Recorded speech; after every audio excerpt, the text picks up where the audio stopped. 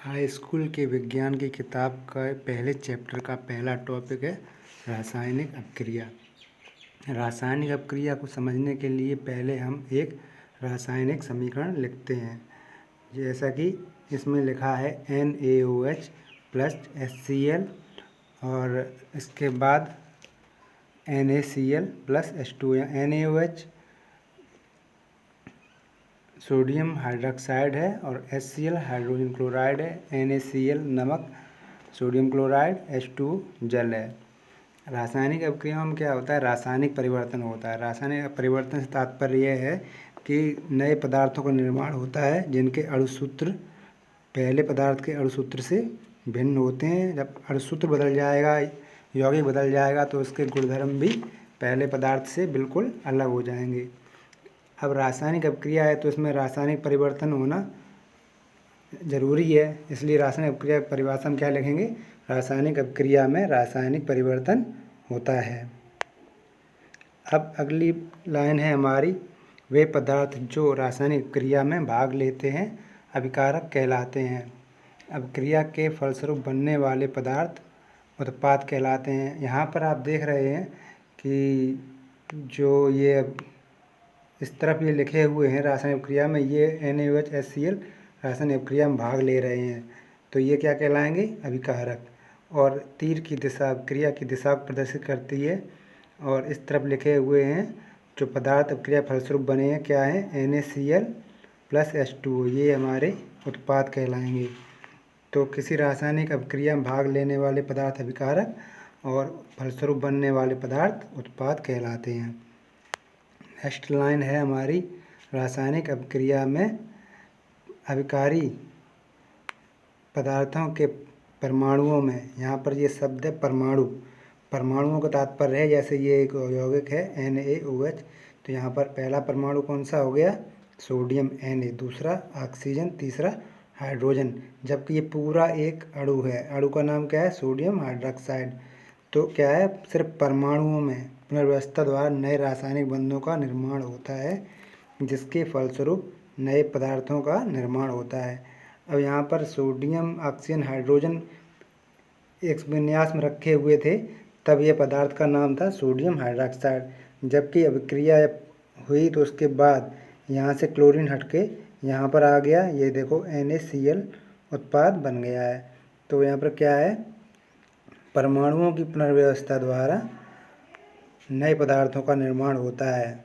Next line है हमारी, रासायनिक अपक्रिया के दौरान एक तत्व के परमाणु का दूसरे तत्व के परमाणु में परिवर्तन नहीं होता है, सिर्फ उनका स्थान परिवर्तित होता है। अब यहाँ पर देखिए, रासायनिक अपक्रिया में यहाँ पर सोडियम था, ऑक्सीजन था, हाइड्रोजन था, क्लोरीन थी।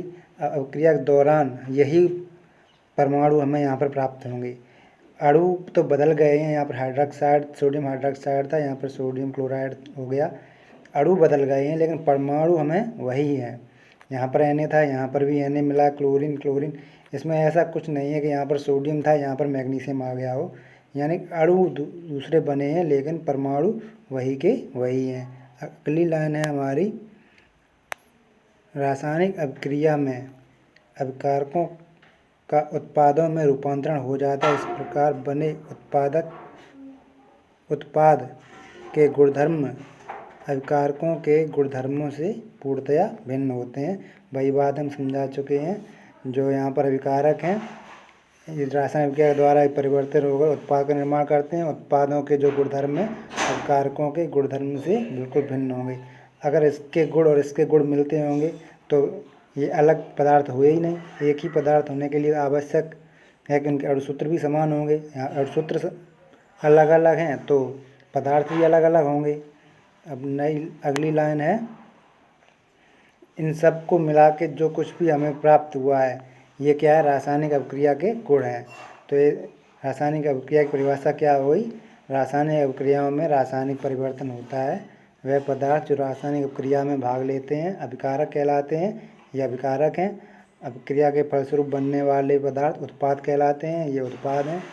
रासायनिक अपक्रिया में अभिकारी पदार्थ की परमाणुओं में पुनर्व्यवस्था द्वारा नए रासायनिक बंधों का निर्माण होता है।